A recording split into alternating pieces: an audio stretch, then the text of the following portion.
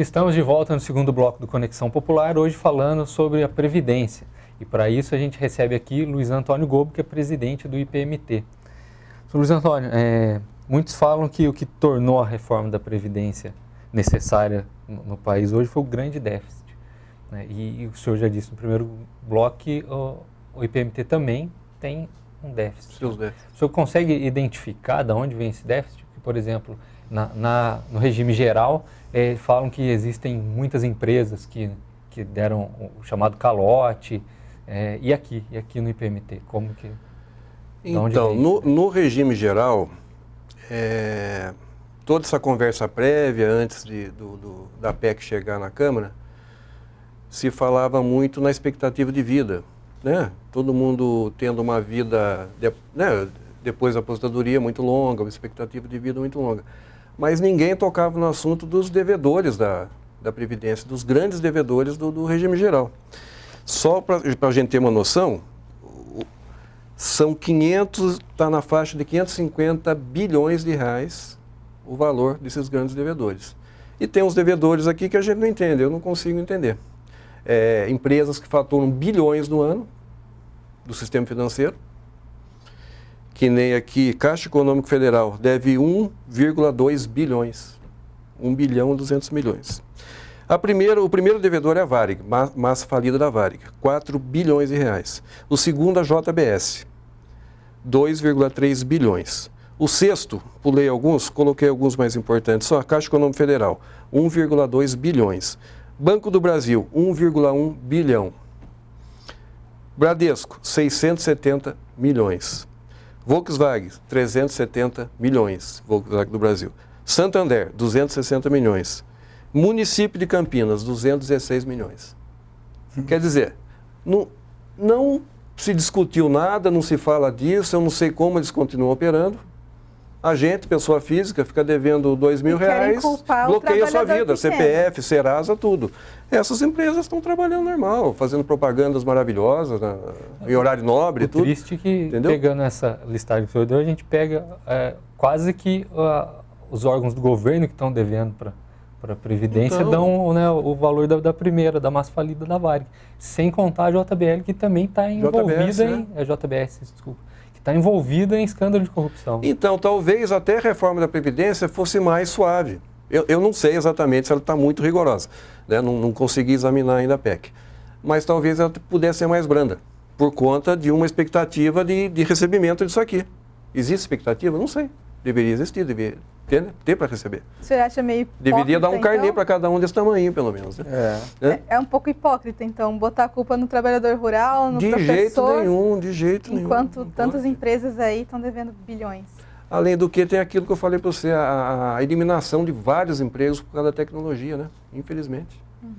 É o que eles chamam de destruição criativa, né? Você destrói empregos em decorrência da criatividade, da inteligência, né? Destruição criativa. É um lado irreversível também, né? Isso aí vai acontecer e está acontecendo. Né? Que nem a relação número de ativos e aposentados. Na Prefeitura de Taubaté,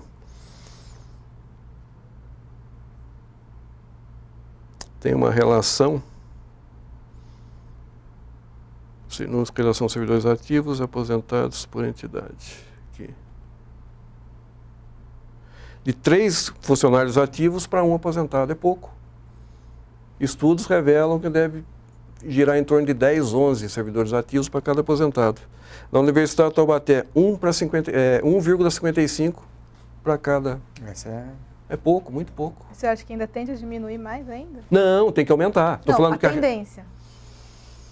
Olha, infelizmente a realidade, você não vê concurso público, muito pouco, muita gente aposentando, né? Então isso é muito preocupante, essa relação número de ativos e aposentado.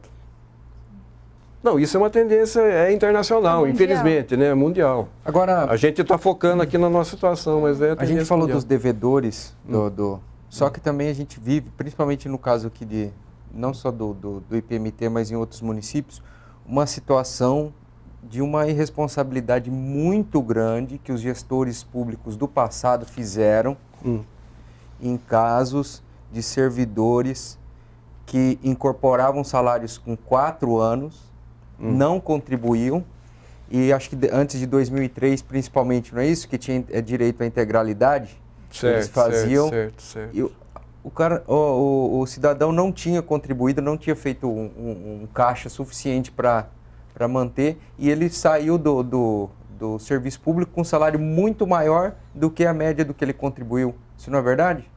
Não, eu desconheço incorporação sem contribuição.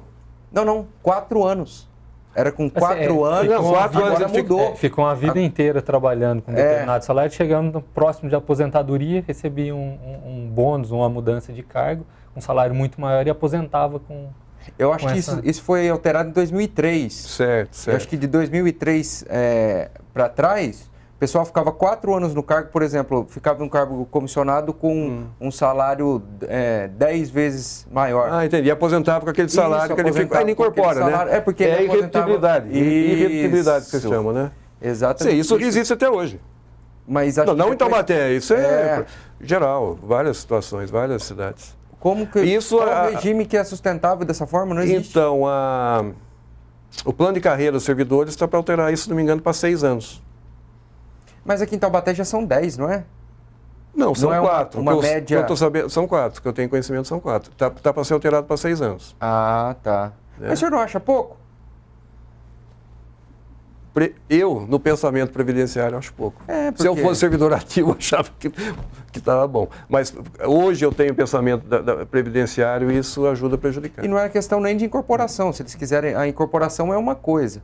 Outra coisa é você pegar aquele salário e levar para a aposentadoria. Ah, tá.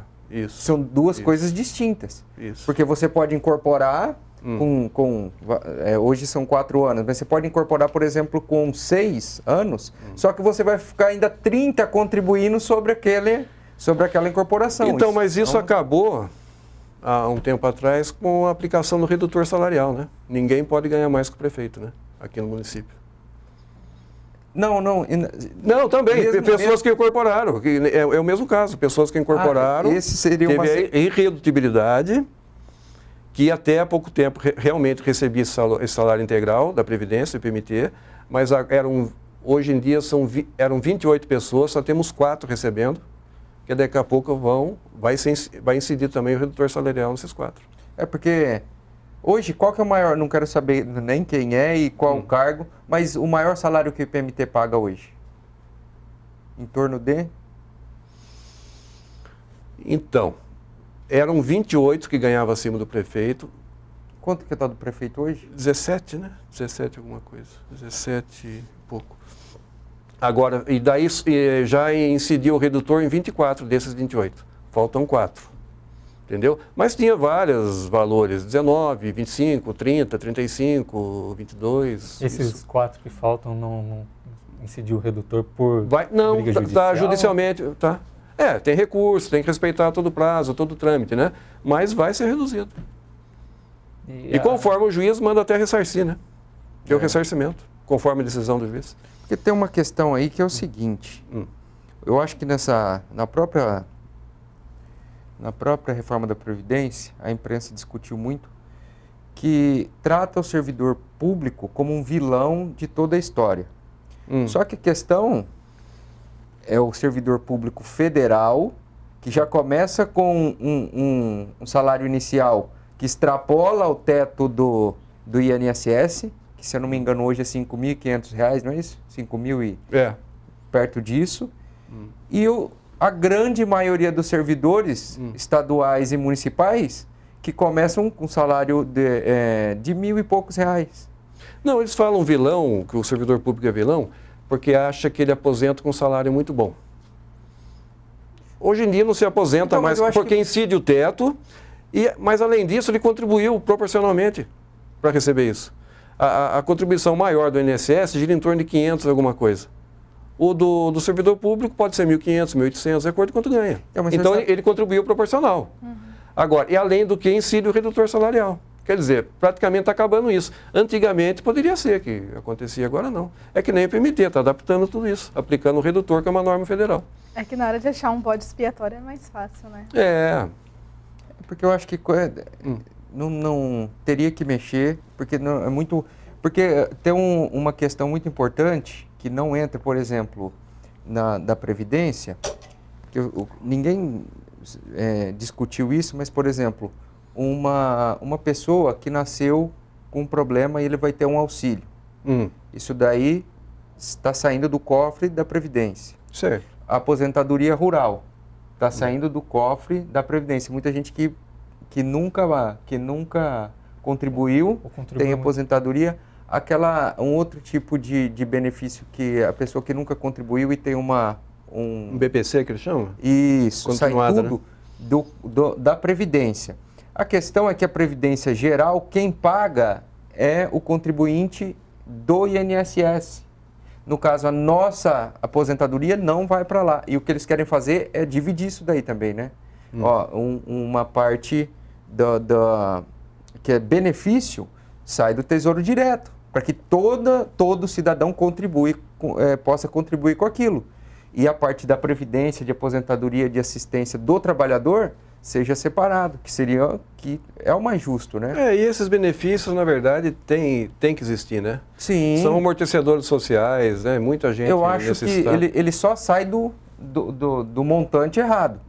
Porque nesse caso é só quem contribui com o INSS que custeia isso daí. E o problema é geral, é assim, que nem a Receita Federal, tem muito dinheiro, poderia também colaborar nessa parte, mas esse tipo de benefício tem que existir, né? Tem muitas necessidades aí que é só dessa maneira que a pessoa vai conseguir sobreviver, né? Infelizmente. Né? A gente vai para mais um breve intervalo, daqui a pouco.